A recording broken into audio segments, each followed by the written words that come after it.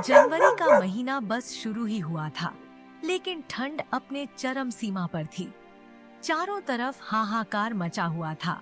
हवा इतनी काटती थी कि शरीर में जैसे कांटे चुभने लगे हों। पेड़, खेत और खंभे सब बर्फ की चादर में ढके हुए थे और हर तरफ सन्नाटा और डर का माहौल फैला हुआ था। अरे भाई, ऐसी ठंड तो पहले कभी नहीं देखी। लगता है जैसे आसमान से बर्फ की बारिश हो रही हो और सब कुछ सफेद चादर में ढक गया हो। पता नहीं भाई, अब क्या होगा। भाई, तुम सही कह रहे हो। ऐसी ठंड तो हमने कभी नहीं देखी। लोग और जानवर सब ठिठुर रहे हैं, हाथ पांव जम रहे हैं, सांसें थम सी गई हैं। चारों तरफ बर्फ और ठंडी हवा का कहर फैला हुआ है। खेत, पेड़ और घर सब जैसे किसी जादुई चादर में ढक गए हों। हवा इतनी तेज है कि हर आवाज को निगल रही है। सच में भाई, इस ठंड की कड़ाके ने इंसान और जानवर सबको बराबर अपने भय में डाल दिया है। भाई, अब चलो अपने अपने घर चलते हैं। अगर और थोड़ी देर हम बाहर रुके रहे तो हम भी जम जाएंगे। घर पहुंचते ही कम से कम थोड़ी गर्मी का एहसास तो मिलेगा। सच में इस ठंड में बाहर टिकना नामुमकिन है। इसलिए अब चलते हैं ताकि अपने परिवार को भी सुरक्षित रख सकें। इस भयानक ठंड को देखकर लोगों के भीतर डर समा चुका था। इंसान ही नहीं, जानवर भी इस दर्द भरी ठंड से कांप रहे थे। जैसे ही शाम ढलती, गांव पर सन्नाटा छा जाता। लोग जल्दी जल्दी अपने घरों के अंदर दुबक जाते। गलियां सूनी हो जाती, चूल्हों का धुआं आसमान में घुलता और पूरे गांव पर ठंड की एक डरावनी चादर फैल जाती।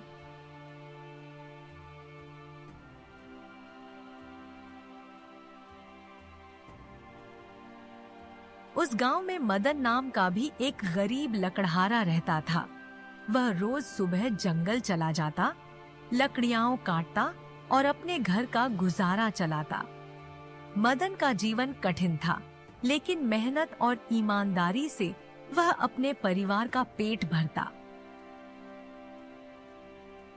मदन, आज ठंड बहुत ज्यादा है और धीरे धीरे ये ठंड और भी बढ़ती जा रही है। हाथ पांव सुन्न पड़ रहे हैं, सांस लेना मुश्किल हो रहा है। अब बताओ, हम क्या करें? तुम सही कह रही हो कमला। ऐसी जानलेवा ठंड हमने कभी नहीं देखी थी। चारों तरफ हाहाकार मचा हुआ है। लोग अलाव जलाकर भी कांप रहे हैं। सुना है इस बार कड़ाकेदार ठंड के साथ भयानक बारिश भी होने वाली है। पता नहीं कमला, आगे क्या होगा। हम तो किसी तरह खुद को संभाल लेंगे, लेकिन अर्जुन का क्या होगा? वह तो अभी नन्हा सा बच्चा है। इतनी जानलेवा ठंड और कड़कती हवाएं, यह सब वह कैसे सह पाएगा? उसके बारे में तो हमने कभी सोचा ही नहीं था। चलो एक काम करते हैं, मैं मुखिया जी के पास जाऊंगा और उनसे कुछ पैसे उधार ले लेता हूं। उसी पैसे से हम छत की मरम्मत करवा देंगे और अर्जुन के लिए कुछ गर्म कपड़े और कंबल खरीद लेंगे। ठीक है जी, यही सही रहेगा। आप जाइए और कुछ पैसे ले आइए।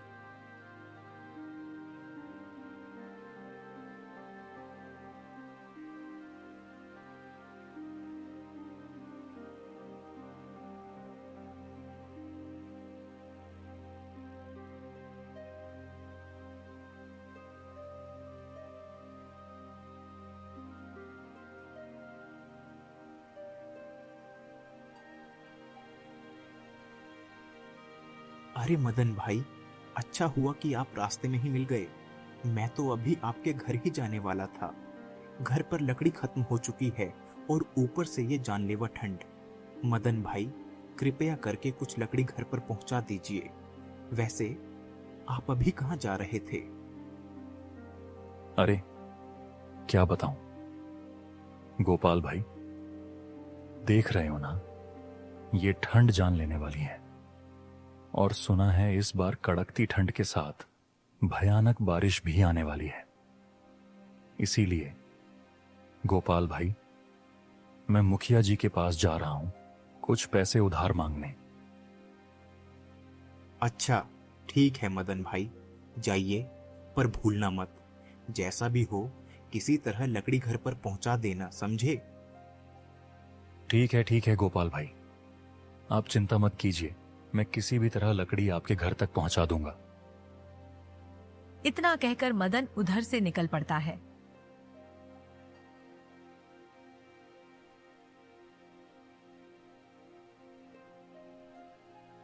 चलते चलते वह मुखिया जी के घर पहुंच जाता है। मुखिया जी अपने मजदूरों को काम पर लगा रहे थे और मदन सीधे उनके पास जाता है। मुखिया जी, क्या आप कुछ पैसे उधार दे सकते हैं? घर की मरम्मत करानी है, नहीं तो आने वाली बारिश में हमारा घर बिखर जाएगा। कृपया कुछ पैसे उधार दे दीजिए, मैं सही समय पर आपको लौटा दूंगा। अरे रे, चुप हो जा रे बंदा। कहां ते उधार मांगने आया से? किस हिम्मत ते मेरे आगे हाथ फैलाया कर रहा से? तू सोचता से मैं कुबेर का बेटा सूं क्या? देख, तेरे जैसे तो गांव में 100 हैं। दिन भर काम करता, रात भर खाता, सुविधा की बाट जोहता और पांव में छाला होने पर भी किसी के आगे हाथ नहीं फैलाता। मालिक, कृपा करिए, मुझ पर यकीन रखिए। मैं आपसे वादा करता हूं, मेहनत करके और हर संभव तरीका अपनाकर मैं पैसा लौटा दूंगा। बस अभी कुछ पैसे दे दीजिए। रे चुप रह बेबेतमीज, मैंने तने कितनी बार कहा से? सुन ले भाई, अब मेरी जुबान बोल रही से और धैर्य का पल्ला टूट रहा से। एक बार फिर तेरी कोई बात सुनी तो हाथ चल जाएगा, समझा कर। अब फालतू बात करना बंद कर। मुखिया जी, दया कीजिए, इस गरीब पर इतना जुल्म मत कीजिए। घर में न ठंड से बचने के लिए कपड़े हैं, न खाने को अनाज। भगवान के नाम पर थोड़ा रहम कीजिए मालिक। कृपा करके कुछ पैसे उधार दे दीजिए, मैं आपका एहसान जिंदगी भर नहीं भूलूंगा। ओए चुप कर, अब बहुत हो गया। जितनी इज्जत बची है उतनी रख ले। अगर तेरी जुबान दोबारा चली ना तो याद रख, तेरे हाथ यहीं इसी जगह तुड़वा दूंगा। समझ आया? ज्यादा अकड़ मत दिखा, वरना अंजाम अच्छा नहीं होगा। अब बिना कुछ बोले चुपचाप यहां से निकल जा। चल भाग जा मेरी नजरों के सामने से। मदन अब पूरी तरह हार मान चुका था। उसकी आंखों में निराशा साफ झलक रही थी। अब उसे कुछ समझ नहीं आ रहा था, क्या करे, कहां जाए, किससे मदद मांगे। हर रास्ता बंद सा लग रहा था। दुखी मन और भारी कदमों के साथ वह अपने घर की तरफ चल पड़ा।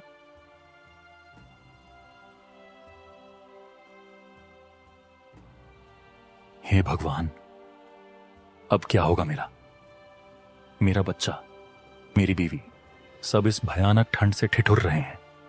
घर में न आग जलाने को लकड़ी है, न तन ढकने को कपड़ा। हे प्रभु, अब मैं कैसे इनकी रक्षा करूं? तू ही कोई रास्ता दिखा दे। तेरी दया ही अब आखिरी सहारा है।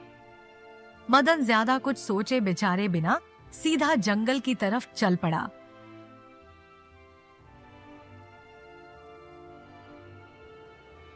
आज जंगल से लकड़ियां मिल गईं। कुछ हिस्सा मैं अपने घर ले जाऊंगा ताकि रात में बच्चे और पत्नी को आग जलाकर ठंड से बचा सकूं। बाकी आधी लकड़ियां मैं ऊंची मात्रा में बेच दूंगा ताकि उससे कुछ पैसा मिल जाए, उसे रोजमर्रा का राशन और जरूरी खर्च पूरे कर सकूं। अच्छा हुआ मदन बेटा, तुम लकड़ियां लेकर आ गए हो। अब तो पता नहीं ये ठंड कितनी भयानक होगी। चारों तरफ एक अजीब सा सन्नाटा और हाहाकार फैल गया है। मदन बेटा, जल्दी करो और लकड़ी दे दो, नहीं तो हाथ कपड़े जम जाएंगे और सब ठिठुर ठिठुर कर रह जाएंगे। चाचा, पता नहीं ये ठंड कितनी भयानक होने वाली है। अमीरों को तो सब कुछ आसानी से मिल जाएगा, अच्छे कपड़े, खाना, घर की गर्मी, हर सुविधा उनके पास है। लेकिन हम गरीबों का क्या होगा? मेरे बच्चे, मेरी बीवी, उन्हें मैं कैसे इस कड़ाके की ठंड से बचाऊंगा। ठीक है चाचा, अब मैं घर निकलता हूं। शाम होने वाली है और ठंड और भी बढ़ जाएगी, इसलिए मुझे जल्दी घर पहुंचना होगा। घर पर मेरी बीवी और बच्चे मेरा इंतजार कर रहे होंगे।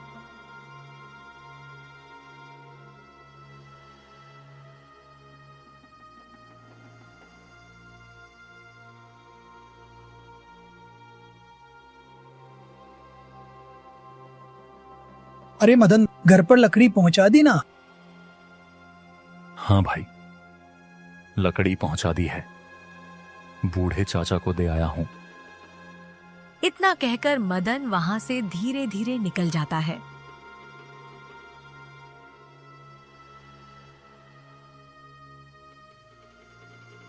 भाई अब चलो, हमें भी घर की ओर निकलना चाहिए। शाम ढल चुकी है और ठंड धीरे धीरे बढ़ने लगी है। अगर देर हो गई तो रास्ता भी दिखाई नहीं देगा और ठंडी हवाएं हड्डियों तक चुभने लगेंगी। चलो जल्दी चलते हैं ताकि अंधेरा होने से पहले घर पहुंच जाए, नहीं तो ये रात बहुत भारी पड़ेगी।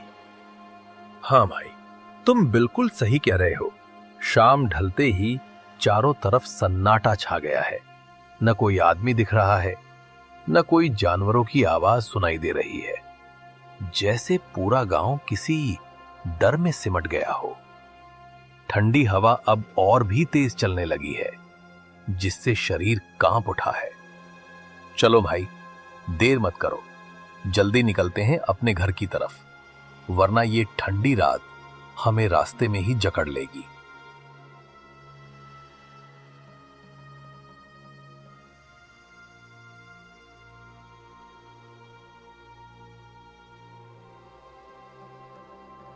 थोड़ी देर बाद मदन भी अपने घर पहुंच जाता है। मदन की पत्नी अपने बच्चे को गोद में बैठाए ठंड से कांप रही थी और आंखों में डर के साथ इंतजार झलक रहा था। क्या हुआ जी? आप इतनी देर कहाँ रह गए थे? देख रहे हैं ना, ये ठंड कितनी भयानक होती जा रही है। देखिए अपने बच्चे की हालत, कैसे ठंड में कांप रहा है। अरे क्या करूं कमला, मुखिया जी के पास गया था पैसे उधार मांगने, पर उन्होंने तो बिना सोचे समझे साफ मना कर दिया। सोच रहा था अगर थोड़े से पैसे मिल जाते तो थोड़ा राशन ले आता और तेरे बच्चे के लिए कुछ गर्म कपड़े भी ले आता, पर क्या करूं कमला, हमारे नसीब में तो बस दुख ही लिखा है। मदन, अब क्या करेंगे? रात और भी ठंडी हो रही है, मेरा दम घुट रहा है, बच्चा तो पूरी तरह कांप रहा है। कमला, कुछ करना होगा। मुखिया ने पैसे नहीं दिए, पर मैं एक काम करूंगा। मैं कल सुबह ही जाऊंगा जंगल में। वहां पे कई सूखी ठंडी लकड़ियां पड़ी होंगी, मैं उन्हें काट कर गांव में बेच दूंगा। जो पैसे आएंगे उससे राशन लाऊंगा और बच्चों के लिए गर्म कपड़े भी ले आऊंगा।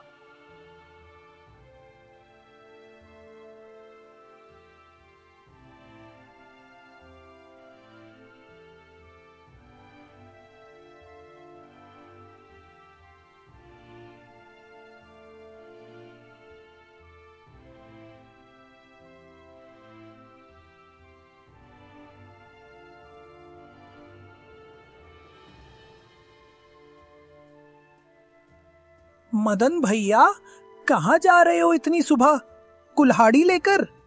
अरे वो तो अच्छा है, पर सुनो, जंगल मत जाओ। क्यों बेटा, क्या हुआ? मैंने कल ही सोचा था जंगल से कुछ लकड़ियां काट कर बेच दूंगा, राशन ले आऊंगा। अरे भैया, मुखिया ने सारी अच्छी लकड़ियां ही उठा ली हैं। उसके लोग सुबह सुबह ही आ गए थे, हाथ में कुल्हाड़ी लेकर। धीरे धीरे सभी लकड़ियां काट दी और अपने गोदाम में ढो कर ले गए। वो सब बोल रहे थे इन्हें ऊंचे दामों में बेच देंगे। मैं देख रहा था भैया, जैसे हमारी मेहनत और बच्चों की जरूरत की लकड़ियां बस उनके लिए बाजार का सामान बन गई हों। लड़के की बात जैसे ठंड की एक और परत हवा में गिर गई। मदन के हाथ ठहर गए। कुल्हाड़ी का हत्था उसके घुटनों पर जैसे और भारी हो गया। अरे बेटा, तुम सच बोल रहे हो ना? मुखिया और उसके लोग सचमुच जंगल की सारी अच्छी लकड़ियां उठा ले गए क्या? क्या हमारे ही बचा पाया सामान को उन्होंने ढोकर ले भाग दिया? अरे भैया, अगर तुम्हें यकीन नहीं होता तो खुद जाकर देख लो। जंगल में अब एक भी सूखी लकड़ी बची नहीं है। वे लोग रात दर रात आकर आए, चुपके से चुनिंदा सूखी लकड़ियां काट कर उठा ले गए, जैसे हमारी मेहनत और हमारे बच्चों की जरूरतें सिर्फ उनकी कमाई बन गई हो। लड़के की हर एक बात मदन के सीने में एक गरम चिंगारी जला गई। यह आग किसी हीट का नहीं, मेहनत और बांटी हुई उम्मीदों के लिए जलती आग थी। उसने कुल्हाड़ी कस कर पकड़ी और कदमों की रफ्तार बढ़ा दी।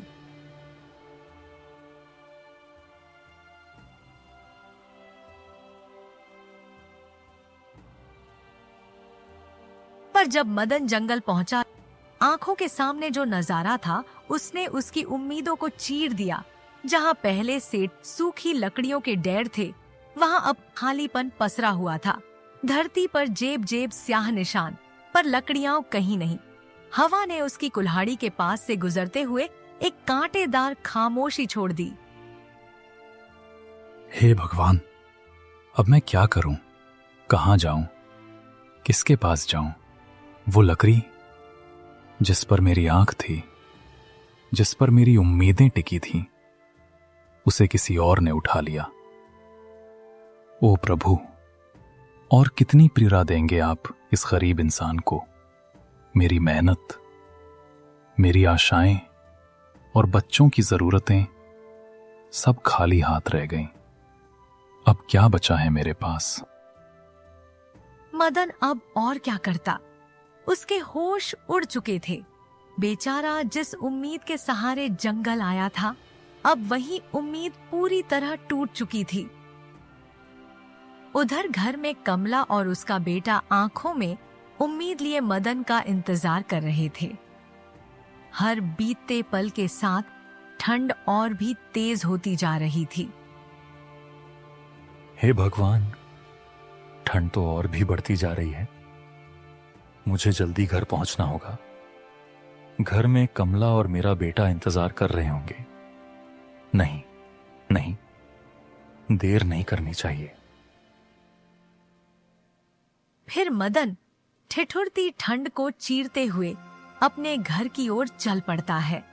उसके कदम लड़खड़ा रहे थे, मगर मन में एक ही ताकत थी, कमला और बेटे तक पहुंचने की। हर झोंके के साथ ठंडी हवा उसकी हड्डियों तक उतर जाती थी। क्या हुआ जी? आप ठीक तो है ना? कहाँ थे इतनी ठंड में? बाहर तो कितनी ठंडी हवा चल रही है। अगर आपको कुछ हो गया, आपकी तबीयत खराब हो गई, तो मैं और मेरे बच्चे क्या करेंगे?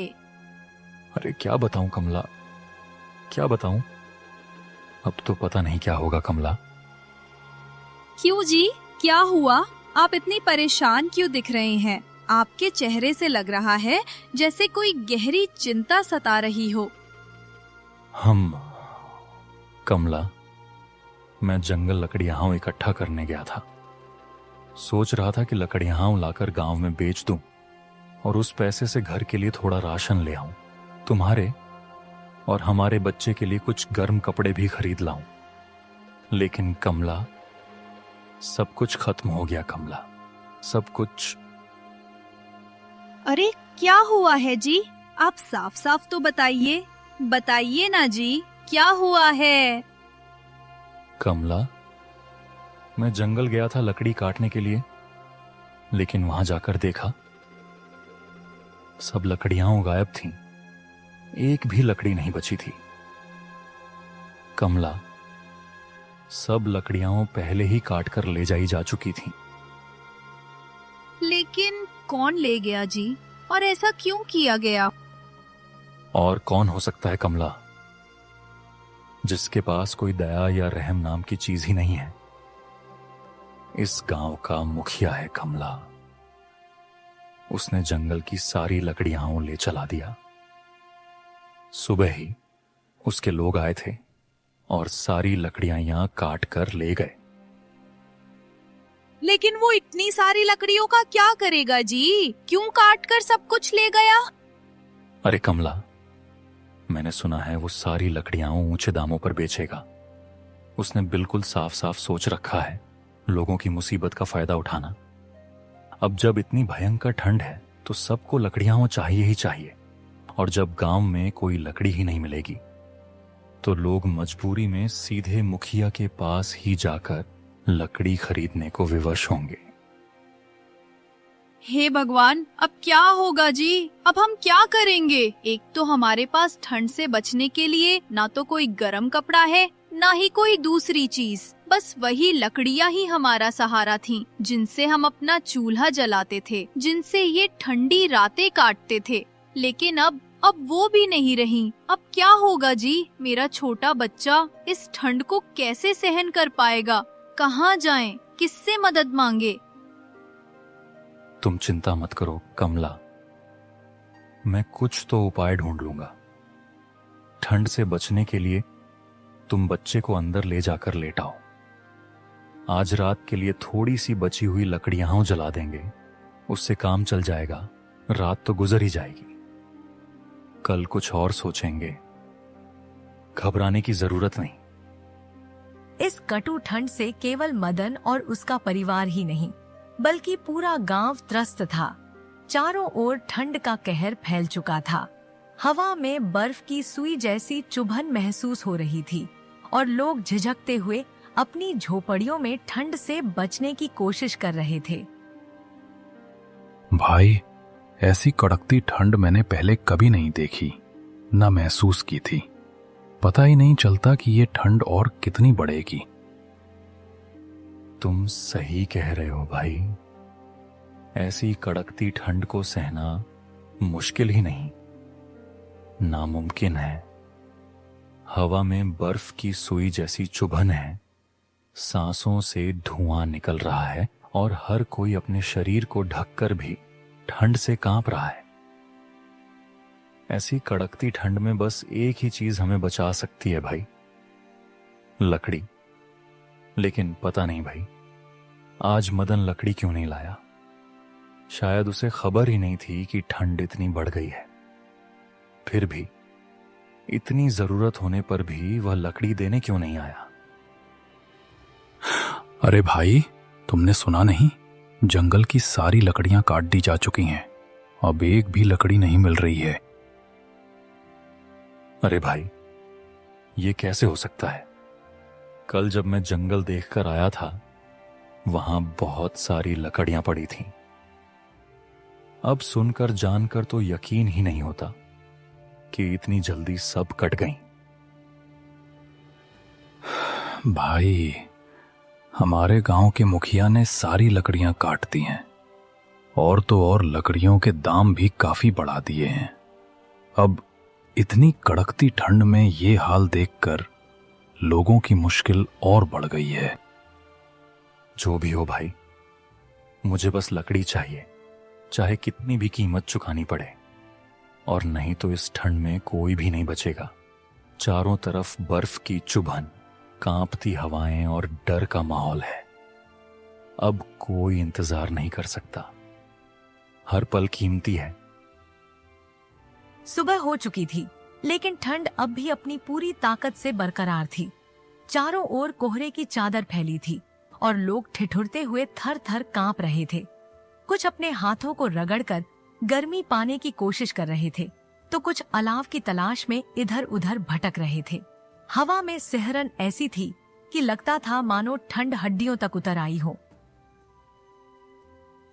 लेकिन इस भयंकर ठंड में एक आदमी ऐसा भी था जो लोगों की मजबूरी का पूरा फायदा उठा रहा था। गांव का मुखिया। उसने जंगल से लाई हुई लकड़ियां ऊंचे दामों पर बेचना शुरू कर दिया था। जब गांव के लोग ठंड से कांप रहे थे, तब वह अपने मुनाफे की गर्मी में खुश था। किसी के घर में आग नहीं थी, लेकिन उसके घर के चूल्हे में सिक्के जल रहे थे। अरे मुखिया जी, बस एक चिरौंजी सी लकड़ी दे दीजिए। बच्चे कांप रहे हैं, रात कट ही नहीं रही, नहीं तो इस ठंड में हमारी जान चली जाएगी। अरे ओ छोरे, लकड़ी देने में कौन मना कर रहा है रे? ये सब तो तुम्हारे जैसे लोगों के ही लिए रखी हैं। पैसे दे और जितनी चाहिए उतनी लकड़ी उठा ले जा, मुफ्त में तो कुछ ना मिलेगा। ठीक है मुखिया जी, इसके कितने पैसे हुए? तेरे हो गए 60 रुपए। रे छोरे। अरे ये क्या मुखिया जी, इतनी ज्यादा कीमत आप कैसे ले सकते हो? गांव में तो मदन भाई 20 रुपए में लकड़ी दे जाता था, और आप तो इतने बड़े दाम बोल रहे हो। अरे अगर लकड़ी चाहिए तो बोल दे, वरना अभी यहीं से हट जा। लकड़ी लेनी है तो इतने पैसे देने ही होंगे, वरना साइड हो जा, मुझे और भी लोगों को लकड़ियां बेचनी है। ठीक है मुखिया जी, दीजिए। अब हम और क्या कर सकें? अगर लकड़ी नहीं मिली तो ठंड से मर ही जाएंगे। उस दिन पूरे गांव के लोग लकड़ी खरीदने के लिए मुखिया के पास इकट्ठा हुए थे।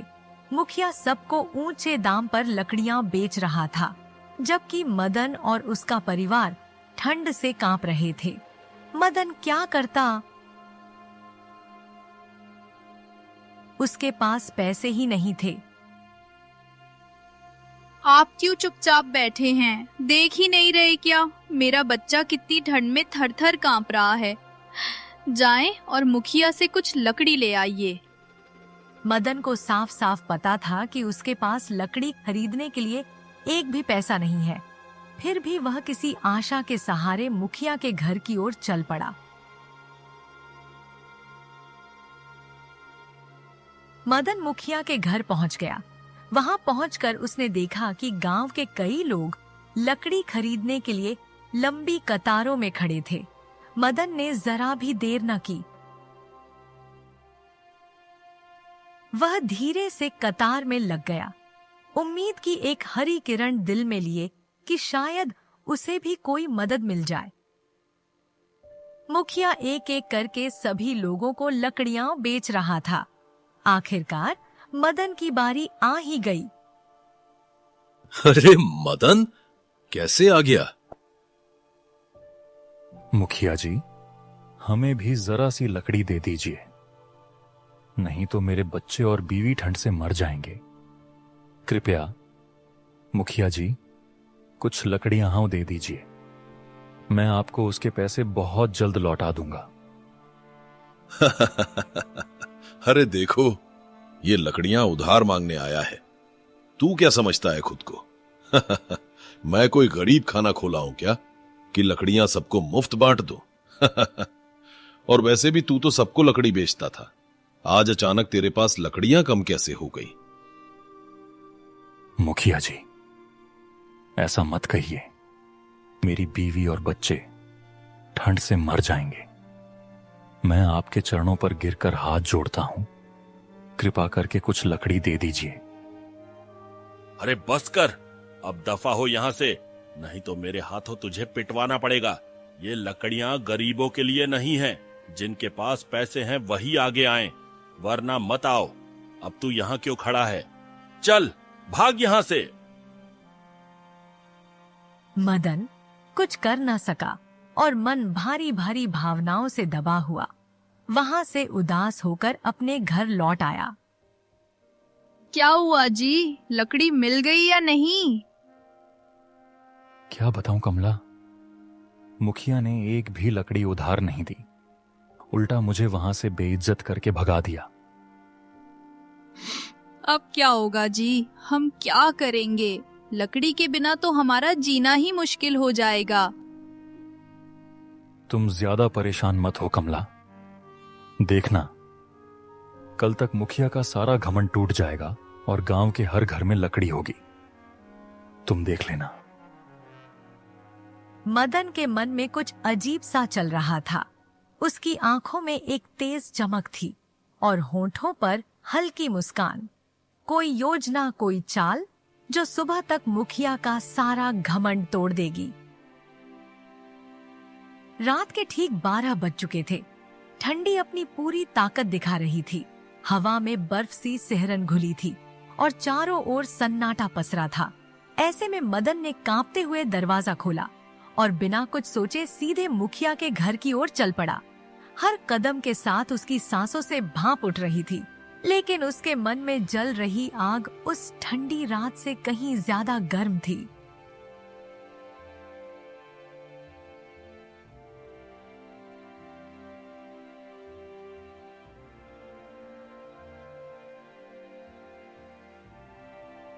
कुछ ही देर में मदन मुखिया के गोदाम तक पहुंच गया। वहां चारों तरफ सन्नाटा था। बस हवा के झोंकों से टिन की छत चरमराने की आवाज आ रही थी।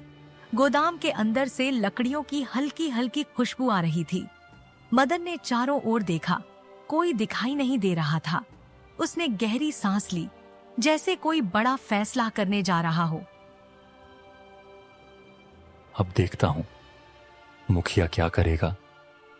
कल सुबह होते ही उसका सारा घमंड चूर चूर हो जाएगा और कल से गांव के किसी को भी मुखिया से लकड़ी खरीदने की जरूरत नहीं पड़ेगी।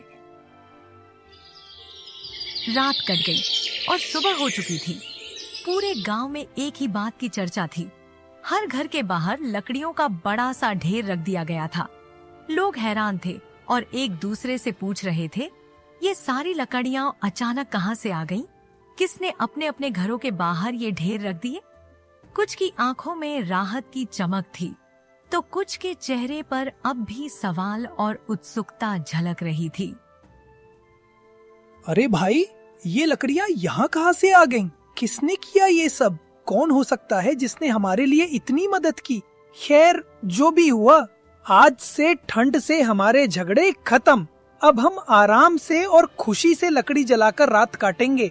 घर घर में आग की हल्की चमक होगी, चूल्हों पर आराम से खाने बनेंगे और बच्चों की हंसी गूंजेगी।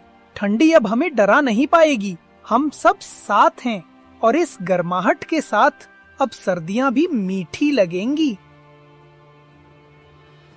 उधर मुखिया का होश उड़ चुका था। वह सोच रहा था कि गरीबों का हक छीनकर और उन्हें परेशान करके वह बहुत खुश और ताकतवर महसूस करेगा। उसके मन में घमंड और अहंकार की पूरी दुनिया बस गई थी, लेकिन उसे यह बिल्कुल नहीं पता था कि ऊपर वाला भी मौजूद है, जो हर बात देख रहा है और हर नियत पर नजर रखता है। धीरे धीरे उसका अहंकार टूटने लगा, क्योंकि सच और इंसानियत की शक्ति उससे कहीं बड़ी और मजबूत थी। अब उसे समझ आ रहा था कि असली जीत हमेशा अच्छे और नेक दिल वालों की होती है।